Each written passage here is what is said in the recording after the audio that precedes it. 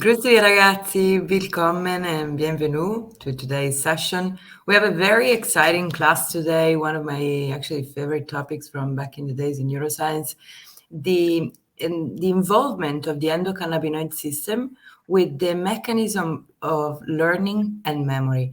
And this is obviously one of those topics that we could have actually months of teaching on rather than a half an hour, because it's a pretty fascinating conversation if you think about it, how we can move from a single basically electrochemical disbalance in our brain to creating and retaining new memories and making of these new memories perhaps new skills that we're learning, and so being able to retain and even retrieve this information further in the future. As you will see, as humans, having the prefrontal cortex and having developed hippocampus and having quite a few features, we have quite a different type of memories. And in each of those, the endocannabinoid system does play a pivotal role. So, since it's one of the big question mark that everyone has on, is cannabis bad for your memory or is it good for your memory? Before even trying to reply to these questions, we thought one of the best ways to address this type of topic was actually trying to give you an overview, simplified overview over this half an hour. And Fabio is going to be excellent actually to manage to convey all of this information in such a short amount of time, on really the physiology of how it works before we even try to understand when and if cannabis could be beneficial or detrimental to our memory and learning.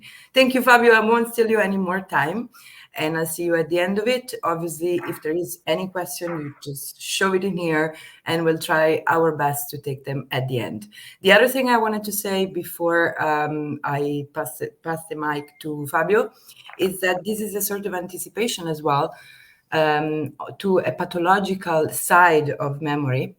And so then next week, I will be looking at a class, looking at the interaction with cannabinoids and Alzheimer's disease. But today we're looking at the physiology. So thank you and enjoy. Thank you, Viola, for this introduction. Hi to everybody, and thank you for being here. So let's start for the topic of today, and that is the involvement of the endocannabinoid system in learning and memory. And we know that the endocannabinoid system is involved in several biological functions, and among these is implied also in the control of cognitive processes, such as the attention, of the processes of thinking, learning, and memorizing. And the reason why the endocannabinoid system is involved in cognitive function is because of its localization in various brain area that controls cognition.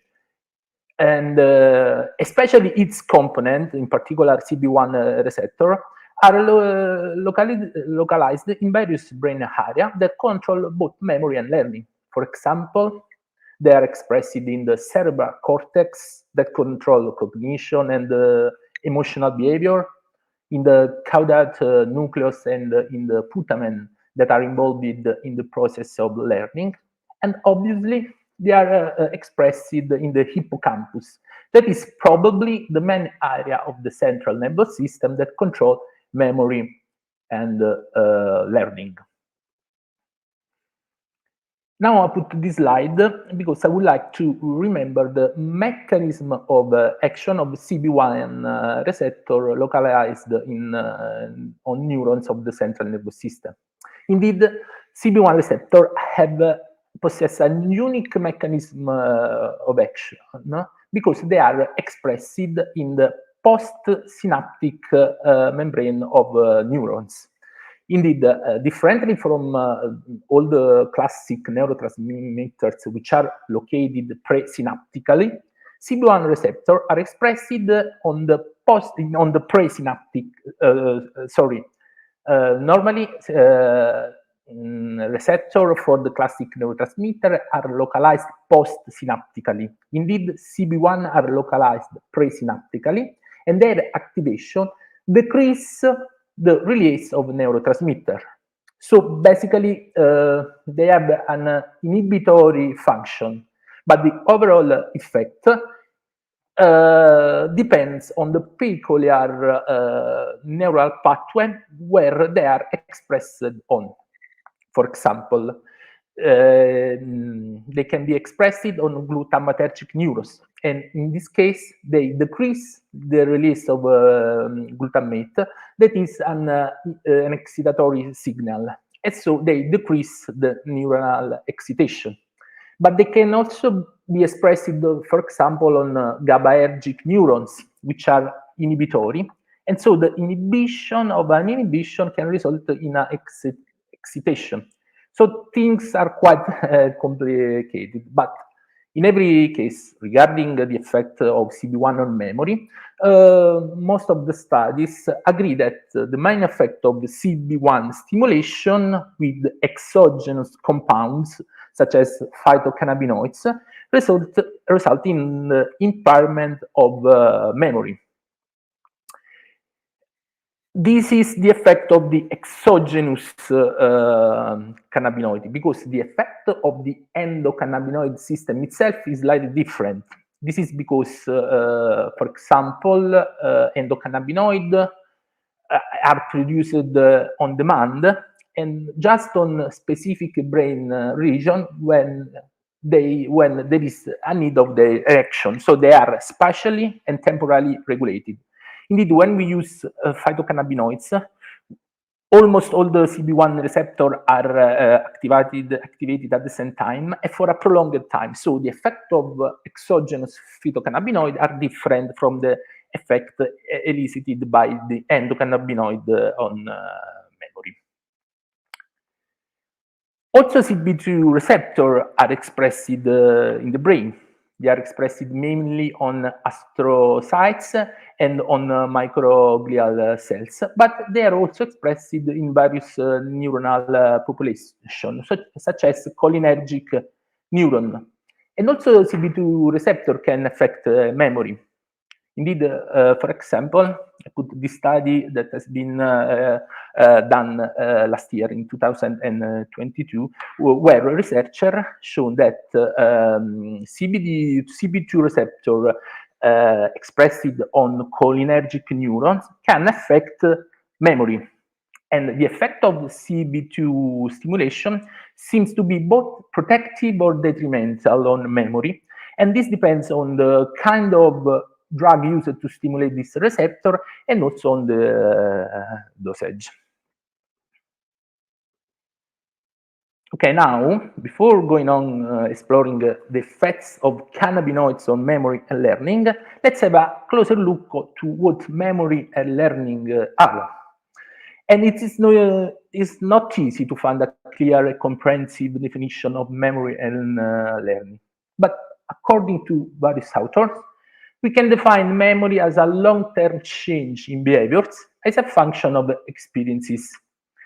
Memory, we know that it's a fundamental aspect of human cognition and plays an important, crucial role in daily lives. Indeed, we can consider memory like the mental representation of past experiences that have been encoded and stored in the brain.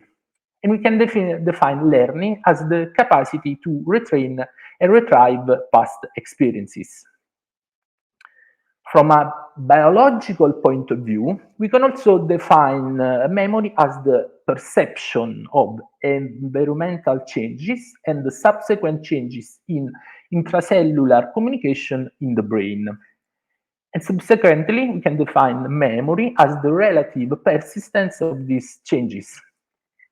Now, again, memory is not a single process, but involves various processes.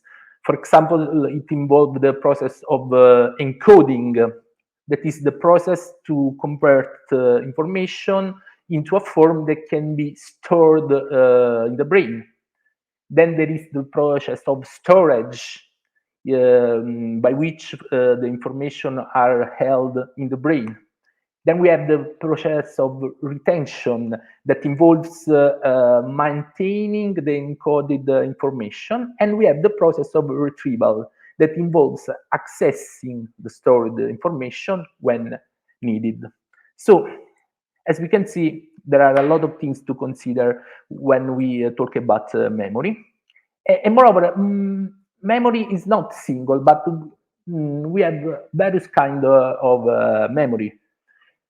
Indeed, the memory can be classified and divided in sensory memory, short-term memory, and long-term memory, where sensory memory involve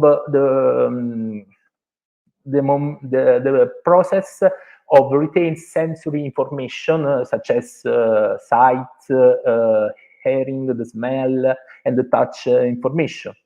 Then we have the short-term memory that is some authors call it working memory, even if there is a slight difference between short-term memory and working memories. And short-term memory is the temporary storage of information, And then we have the long-term memory that that is a process by which information are transferred from short-term memory to a long-term memory and can be stored for an extended period. Very important is the short-term memory regarding the effect of cannabinoid. And as I said before, it can be slightly differentiated from working memory. Indeed, we can consider working memory like the capacity to hold the information temporarily. It's very similar to short term, but the difference is that short term memory usually is very quick, while working memory seems to be slightly longer. An example of working memory is, for example, when you remember someone email for the time needed to write the email and then send the email, and then you forget this address. Or for example, when you ask for a direction and you remember the information until you reach your destination, and then you forget this information. So when considering the effect of cannabinoids on memory, it's important to take everything that we talked about into account. Moreover, we must also distinguish between the acute effect of cannabis and the chronic effect. General speaking, the natural and synthetic cannabinoid agonists, CB1 agonists, are known to negatively regulate working memory in human. Indeed, we know that one of the major side effects of cannabis is the impairment in short-term memory or working memory. And there have been several pharmacological studies that demonstrate this, the detrimental effect of THC, especially on working memory. But in this case, there are several factors to take into account. For example, chronic exposure to cannabis. People that use cannabis chronically have a different acute effect when they use cannabis, and this is because tolerance. Indeed, people who use frequently cannabis develop a tolerance, and this tolerance is developed also toward the effect of THC on memory. Indeed, it has been shown that regularly user or occasional user have a memory impairment when they use THC, but heavy user does not have this effect just because of tolerance. So summarizing, based on what we see on in literature, there is a relatively robust picture regarding the acute effect of cannabis. And there are a lot of evidence that the acute administration of THC impairs memory function, especially in occasional or regular user. While in heavy users, acute effect does not impair memory. Moreover, it depends also on the dosage of THC administered. Indeed, it seems that the effect of THC is dose dependent. It depends also on the ratio between THC and CBD in the cannabis strains. Indeed, differently from THC, CBD doesn't have detrimental effects on memory. Conversely, various studies demonstrate that CBD can have some kind of good effects on memory. For example, it can improve working memory and also what is called verbal episodic memory. And probably this is due to the fact that CBD does not act on CB1 receptor directly, or it's considered, for example, a partial agonist or an inverse agonist. And this is due to the fact that the action, as we said before, of THC on memory depends on CB1 receptor. For example, in this slide, we can see a study published on Cell in 2012, where researchers used knockout mice.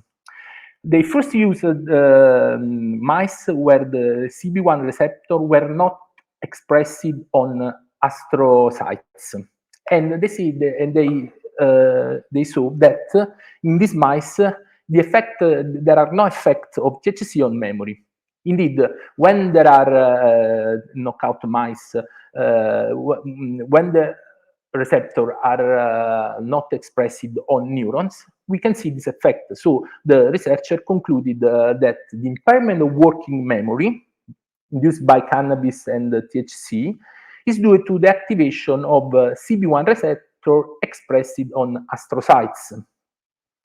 Moreover, in another study, it has been shown that CBD can counteract the effect of THC on memory, especially when CBD is administered before THC. So we can see that the acute effect of cannabis impair working memory, but especially in people that are not used to cannabis, while in heavy user, this effect seems to disappear.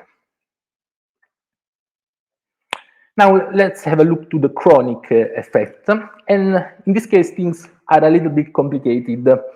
It is not easy to compare the effect of on memory between cannabis users and non-user, because it's difficult to have a single definition of cannabis user.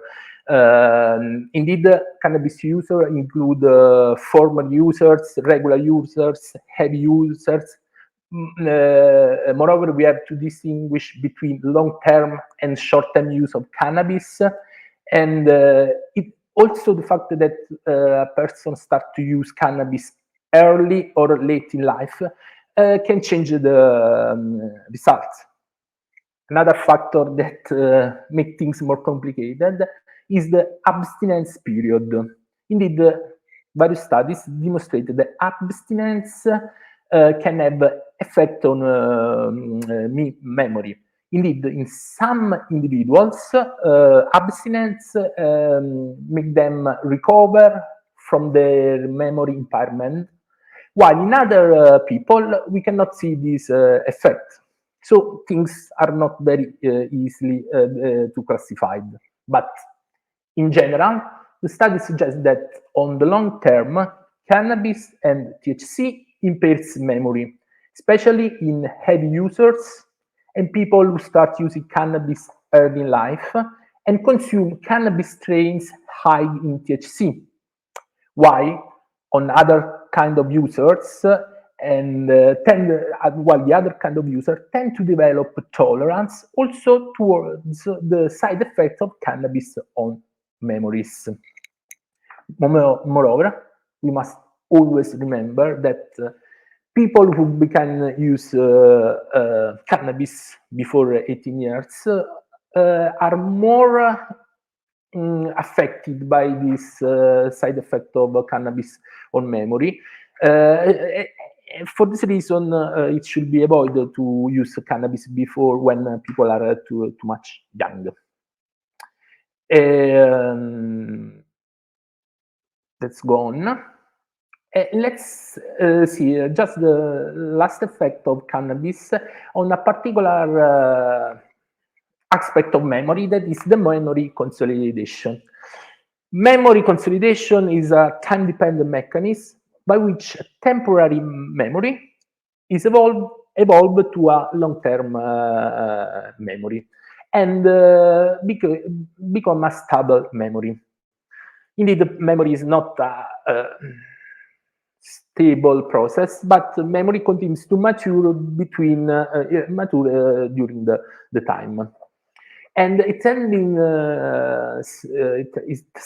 has been shown that CB1 receptor can modulate the consolidation, can affect the memory consolidation.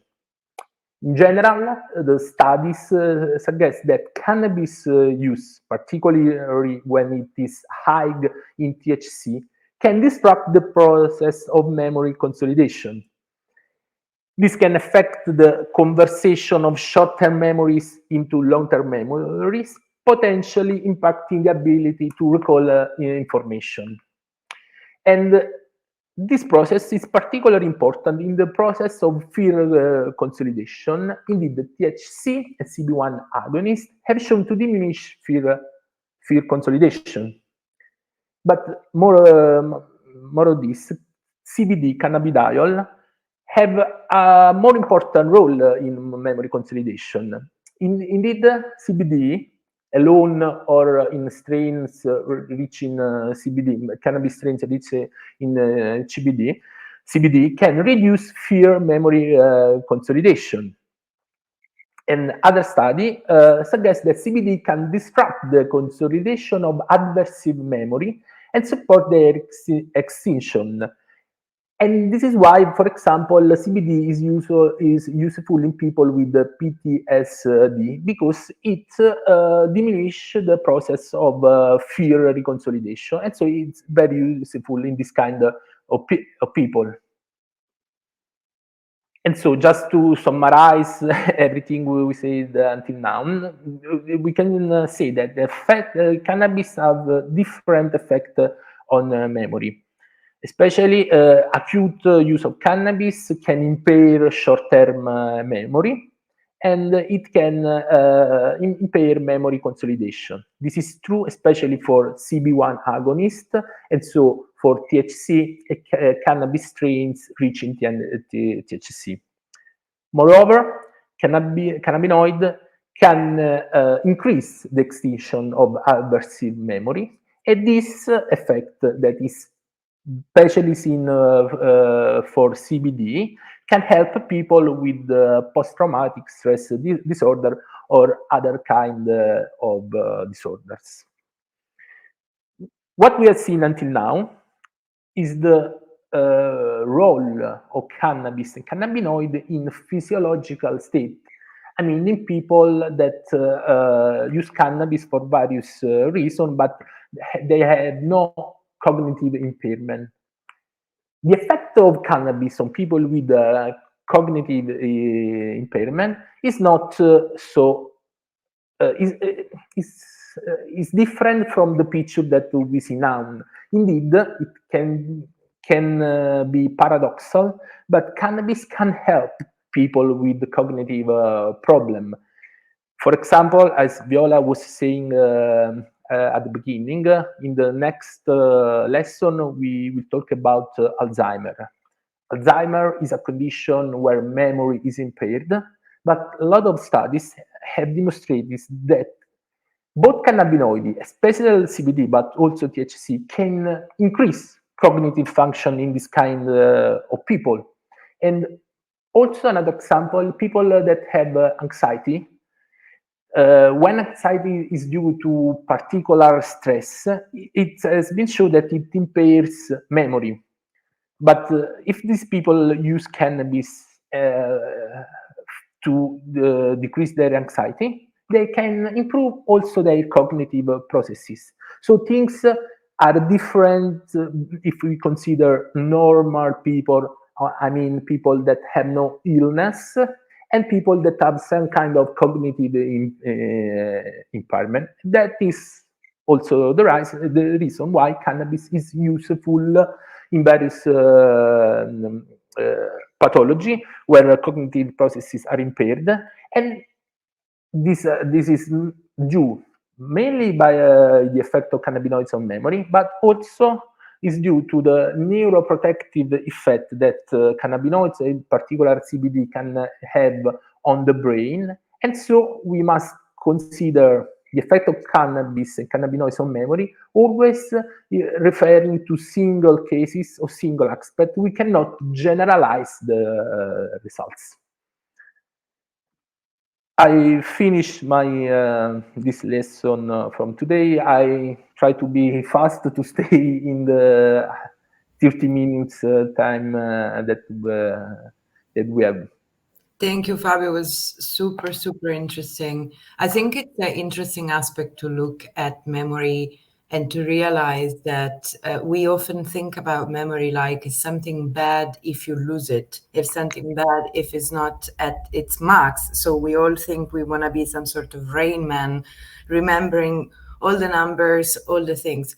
But the reality is that actually, not just in the extreme case of PTSD, but in general, if you think about it from a psychological point of view, any approach that we have of reality, meaning everything that we experience in our daily life, because it's all going through the lenses of our own reality, is coming from what we already have as our package of memories, of experiences that we already have had in this world. And if you will, a sort of expectation of how that's going to play out, even though we still haven't played that out.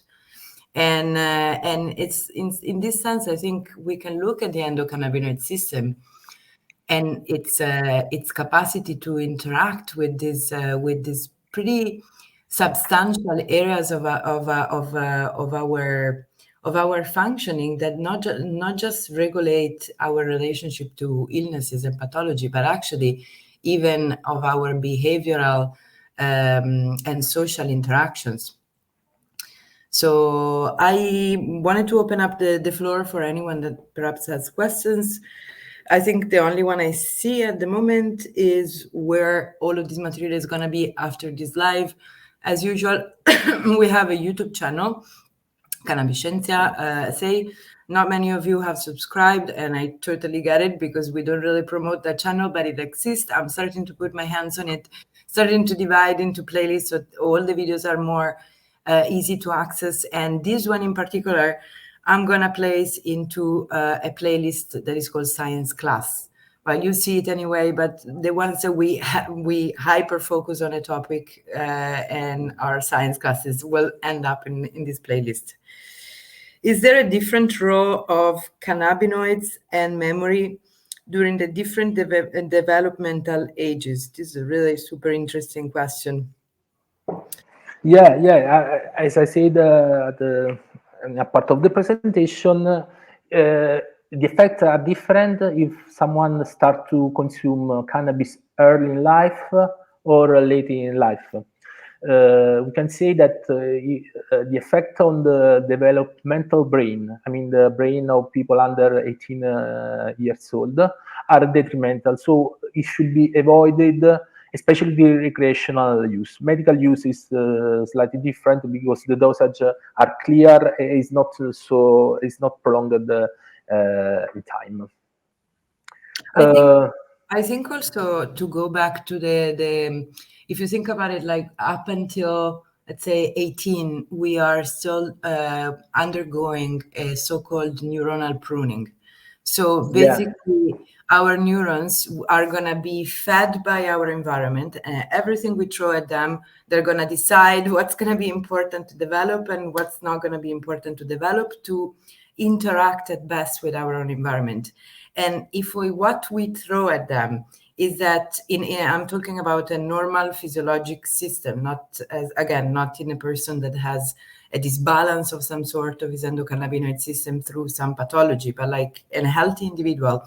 And we teach that body that, for example, to reach a certain level of a relaxation, a certain whatever, a certain level of appetite, a certain level of disinhibition.